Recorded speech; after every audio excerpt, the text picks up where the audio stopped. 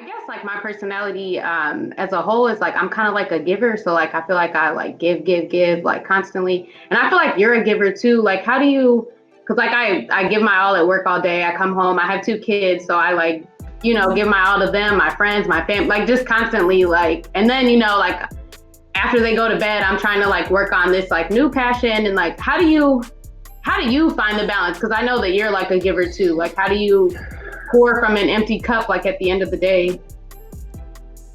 It's not empty because, and it's probably this is what works for you too, like the giving is your energy, right? Like when I give, I feel alive. And when I give, I don't expect anything in return. So I'm rarely disappointed from the giving. And then I think the last layer of that cake is I don't judge myself. Like if I go 3 months and I want to get something done and it's not progressing because I've got nothing in the cup because I gave too much over the last 100 days, then that's okay. I mean, that's happening a lot to me right now. Like, between, the business and making sure family and friends are okay, and between the all-in challenge where we raised almost $60 million, and between, there's just being there for so many friends that are really struggling right now. So many friends, contemporaries and, acquaintances are struggling, just heavy, right? Like yesterday, there was that report about like the pig flu in China, and just like some of my friends were just like, I give up. And I'm like, okay, relax. When you're the emotional strength for a lot of people, it's daunting. And so what ends up happening is if I didn't get to something over the last 3 weeks, 6 weeks that I needed to financially, professionally, emotionally, I just know it's okay. I think a lot of people beat themselves up. Like I could see you being like, damn, I didn't register my daughter for camp. I fucked up, or shit. And I'm kind of like, I'm just trying out here. And I think it's self-love and it's being practical about, when you're giving all day, sometimes something's gonna drop. That makes sense. I think balance is in the eye of the beholder. Everyone's like, got to get that work-life balance down. I'm like, that's individual. Yeah. Everyone's got a different point of view on work-life balance. And I'm all over the place, right? Like last night I slept 10 hours, a week ago, or last week I stayed up to 2 o'clock in the morning and looked up sports cards and woke up at 6. I just don't think life is as binary as people think it is, and I'm just comfortable navigating it, For sure. Okay, so then my other question, so like, I've been into the flipping and all of that. So I started a page called like This Simple Flipping Life. Cause it's supposed to be about like, minimalism and then like taking what you have and kind of flipping it and DIY renovations and things like that. But I already kind of like naturally had like a little bit of a following like on my personal pages. And so like I was kind of torn between like, should I just like do it on my personal pages? I'm a fan of that. Okay. I was like, I don't know, like, cause I don't know if I should, okay. So like my end goal is to like flip houses and to show people how to flip houses. So like, I don't know if I should build a brand around that too, or like just. No, the brand, Kristen, the brand is you. Look at your handle. Life is Kristen. Life ain't one fucking dimension. You already got the name.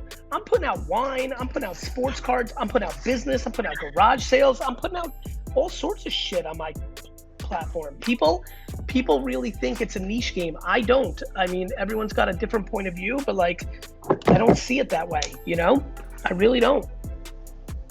I think you mix it all, and some people people don't listen. When I went from, can you imagine this? When I started talking about business on my page, after I did wine content for 3 years before I did any business content, everybody was just yelling at me like, yo, stay in your lane, wine boy.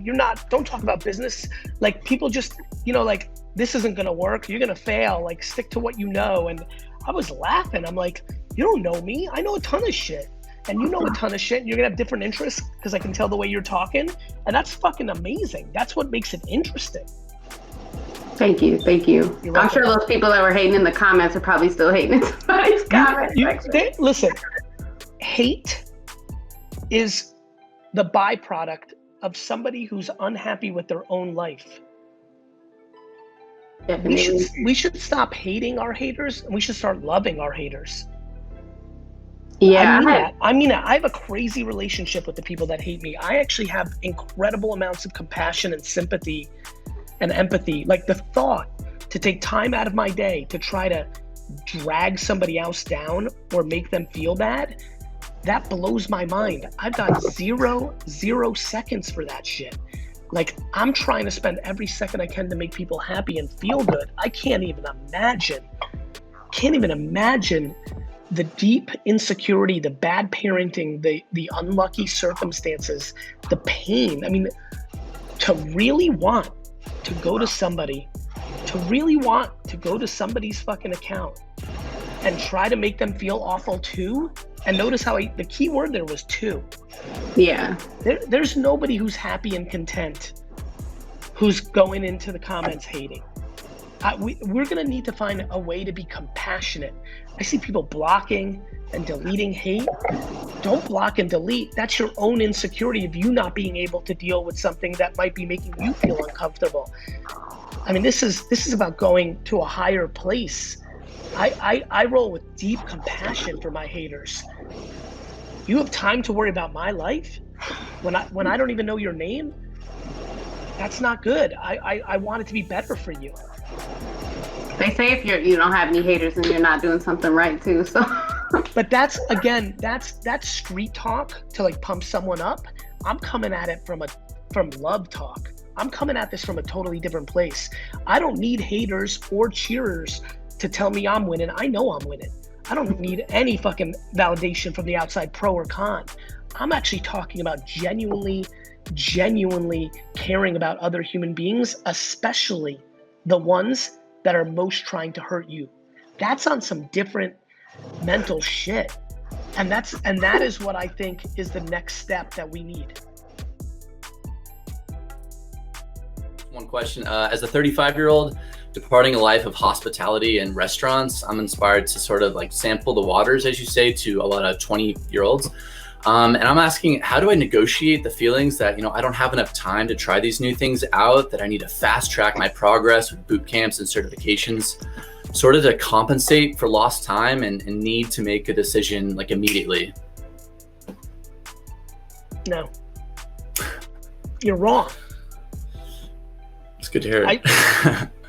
At 34 years old, I started my life all over and had nothing. A lot of people are very confused by my story. I came into my dad's business. I worked my fucking face off from 22 to 34. I built that from a $3 to a $60 million business. Me. I never got paid more than 100K because in family businesses, you just kind of put all the money back in the business. Right. And then I left at 34 and had dick because it was my mission to give back to my parents. I was proud to build that business for my parents, but I left with nothing. I love when people try to throw hate back to the last thing, like, fuck this guy, his dad gave him $3 million. I mean, no, my dad had a business doing $3 million, right. Top line revenue, not profit. I fucking went in there and built it for 12 years, left with zero. And at 34, started VaynerMedia with AJ 6 months before my 35th birthday and had no money, to the point where I had to get a friend, big shout out Mike Lazarow from Buddy Media, to let our office be in one of his conference rooms because we couldn't afford rent. Crazy.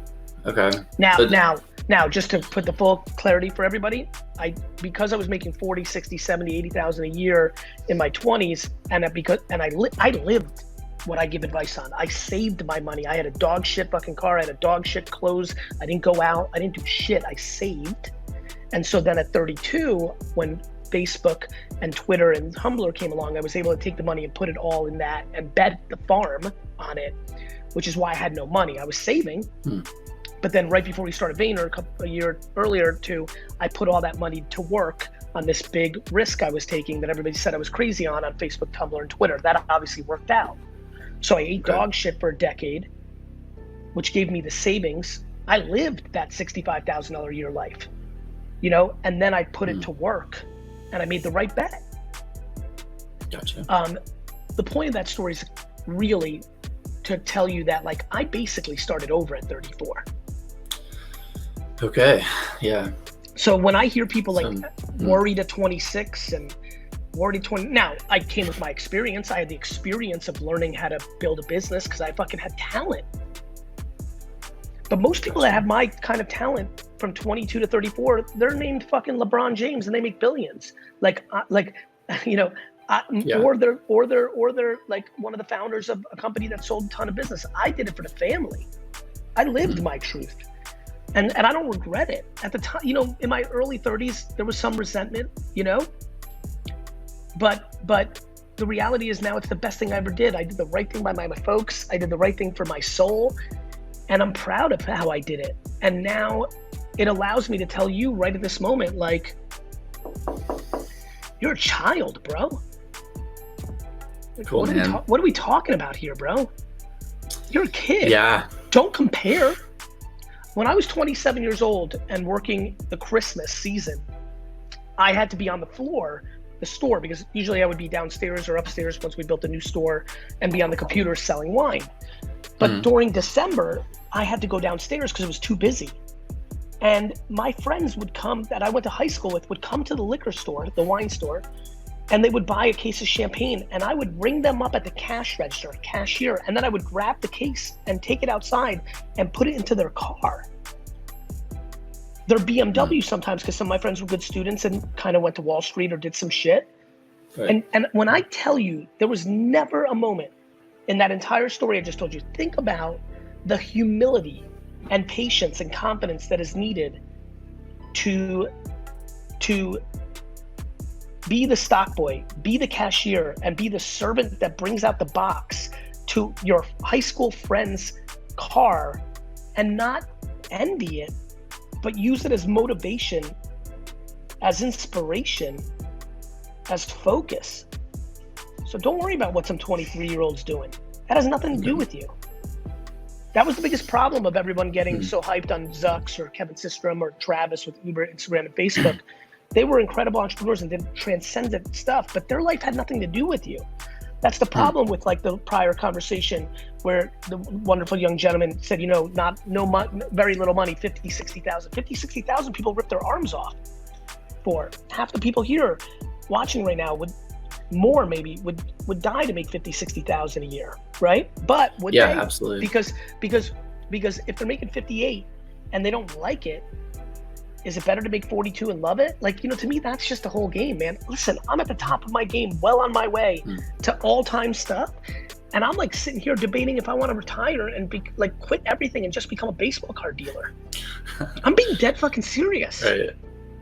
If I didn't love Vayner and Garyvee so much doing all this stuff, and I'm still like having weird thoughts this week. Gotcha. On some real talk. Gotcha. I'm hearing all of that, man. I really appreciate that. Just saying it's okay to just allow that leg room to happen in your 30s because the 30s are early, bro. I feel young as shit at 44. Yeah. I don't know what the pressure is in the 30s game or something. The self-growth phase. The pressure is society made rules. Your parents, your friend, your 36-year-old, good friend from 5th grade who's on kid number 3 and has a second house. Like, the pressure is envy and caring about other people instead of focusing on your own shit. Cool. It's the Joneses. Yeah.